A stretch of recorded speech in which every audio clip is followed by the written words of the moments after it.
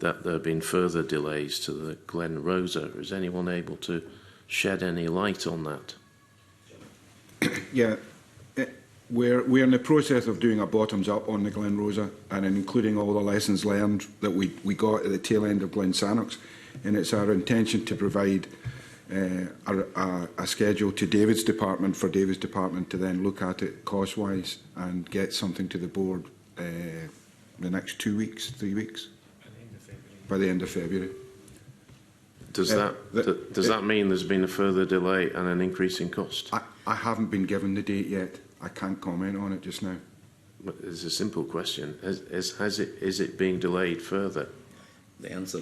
Can I answer the question? Sure. Yeah. The question is, it's the information that you actually require to make a fundamental decision that the board and the enterprise can stick to over time.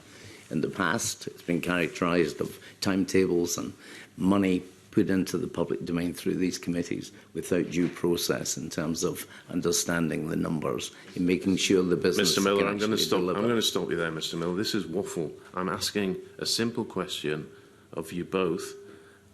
Has the Glen Rosa been further delayed, and is there an increase in cost? Very simple question. The answer is we don't have the information to tell the committee. You don't know? At this moment in time. No, not that we don't know. We're doing due diligence on the numbers under the auspices of the board, and so it's going to take another 2 or 3 weeks. No, we don't know. You don't know? No. You just said you did know. No, we have the data, but we're verifying the data.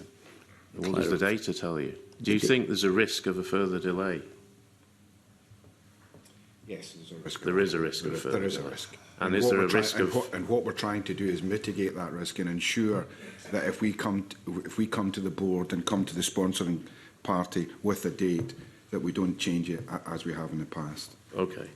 So you've identified there's a risk of a further delay, and what you want to do is go to the board and give them an accurate, a proper plan answer to what that further delay is and what you intend to do about it. And one of the advantages of having the AO being a separate appointee is that the AO, being David, can challenge that if he doesn't agree with it. It's not a case of the person being in charge also being the AO and pushing that through.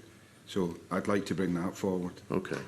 So when I was saying to you, the responsibility of the group that is putting the plan together is to put the plan together such that it can be interrogated financially by David's group, such that we can give you not only a date but a true projected cost. And are we talking in terms of weeks or months in terms of this further delay?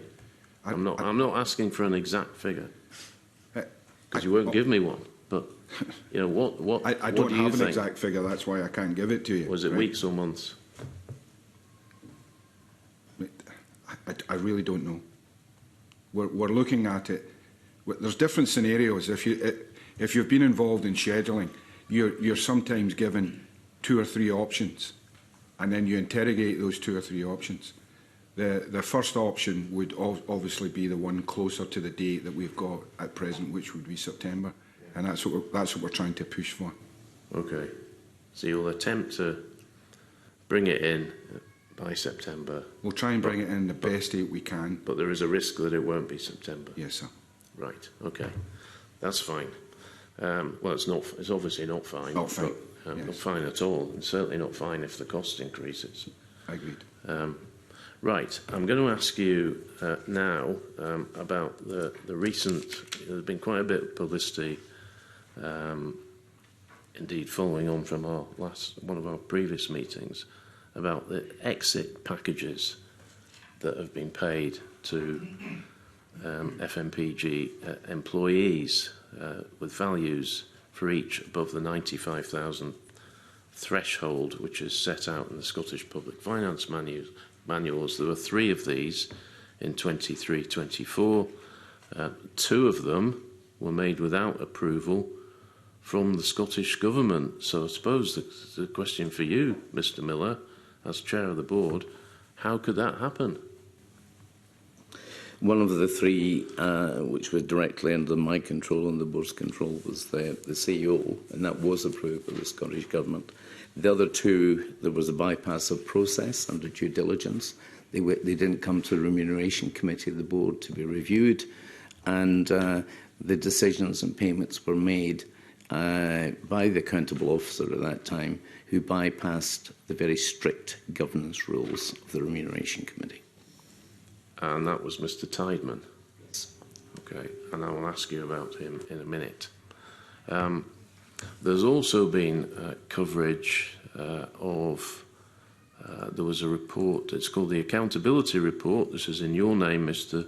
Dishon, which says that during 23-24, and we're still getting some feedback here, if that could be sorted out, during 23-24, 7 staff were dismissed due to differing reasons, but inclusive of zero tolerance of drug and alcohol or poor performance. All 7 staff members received exit packages in line with their contractual requirements. So that reads to me that people were dismissed because they breached the policy on drug and alcohol. Is that correct? In some cases, yes. Yes. How many of those 7 were in breach of the drug and alcohol policy? I don't have that, but I can get that for you.